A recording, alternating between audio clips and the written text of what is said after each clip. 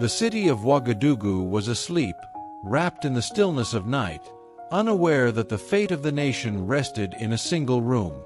At precisely 1 a.m., inside the presidential palace, Ibrahim Traoré sat hunched over a polished wooden desk. The only sound was the low hum of the air conditioner, a monotonous drone that seemed almost mocking in its consistency. Behind him, the Burkina Faso flag hung like a silent sentinel, witnessing every decision, every thought, every doubt that weighed on the young president. Two piles of paper lay before him. One was the official report from Colonel Kaber, a flawless document that praised the troops, the equipment, and the readiness of the northern base. On paper, everything was perfect. But next to it was another pile, a collection of letters, scraps of paper, and urgent notes, all from the families of soldiers. They told a different story. Hunger, fear, neglect, embezzlement. The soldiers were suffering, and those meant to lead them were exploiting them. Ibrahim's eyes traced the words again and again. A sinking feeling had begun to gnaw at his gut. Could it be true? Could Kaber, the man he trusted like a brother, be hiding this from him? The thought was unbearable. Yet, he knew leadership demanded clarity, not willful blindness. The weight of a nation rested on his shoulders, and waiting for inspections or reports would give the guilty time to cover their tracks.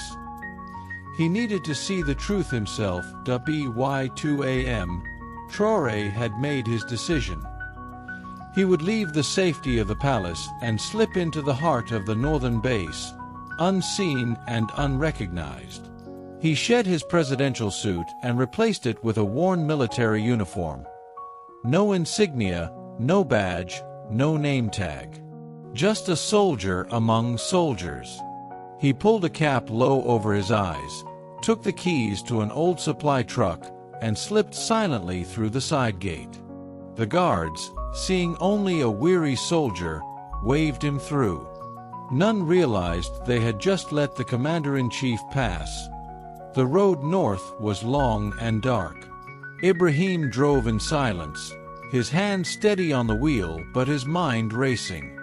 Each mile brought him closer to a truth he feared yet needed. The city lights gave way to emptiness, then wilderness. By dawn, the northern base appeared, a supposed fortress now looming like a silent threat. The first shock came immediately. The front gate was wide open. Guards were absent.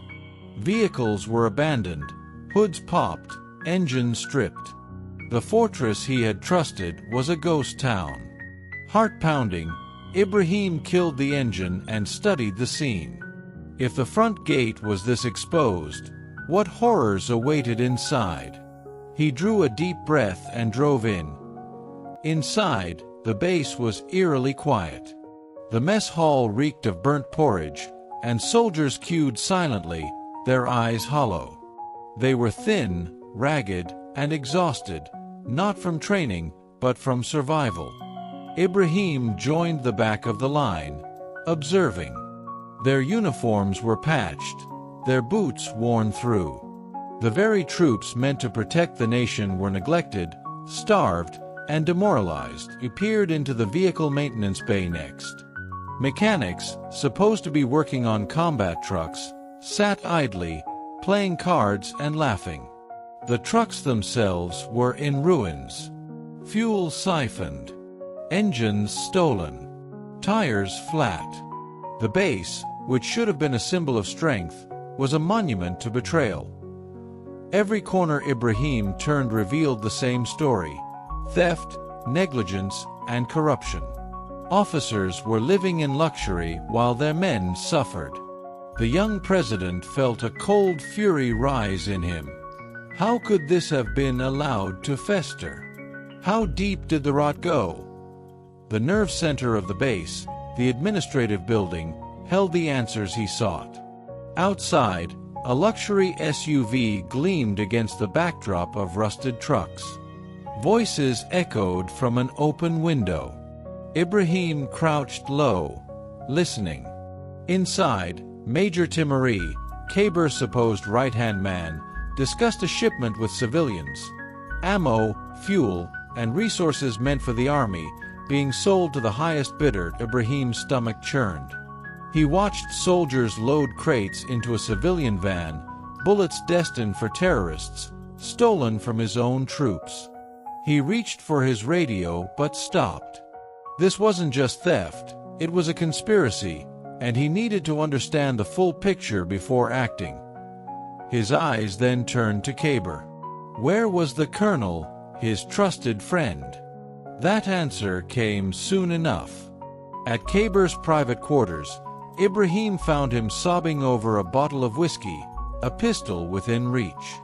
Kaber was not the mastermind. He was a broken man, trapped and terrified. Before Ibrahim could act, Major Timuri and armed men burst through the door, prepared to execute their plan. Ibrahim realized he was trapped between a desperate friend with a loaded gun and a violent traitor. His life, and the life of Kaber, hung by a thread. In a moment of calculated courage, he revealed himself, authority radiating from every word. Timuri froze, recognition dawning. The guards hesitated. Ibrahim, unarmed but unwavering, secured the traitors and pressed the situation to its tipping point. Shots were fired. Smoke filled the room. Kaber, in a heroic act, took the bullet meant for the president. Blood stained Ibrahim's hands, yet he remained resolute. The corrupt officers were arrested. The base came under lockdown. Special forces descended, and order was restored. Weeks passed. The northern base was transformed. Soldiers were fed, vehicles repaired, and integrity reinstated. Kaber survived, retiring with dignity after sacrificing for his president. Ibrahim returned to the palace, his hands still bearing the memory of that night, understanding that leadership demanded action, not distance. The nation had witnessed the reckoning of corruption. Traoré had walked into the shadows and emerged as more than a president. He became a guardian of his people, a symbol that vigilance and courage could restore hope.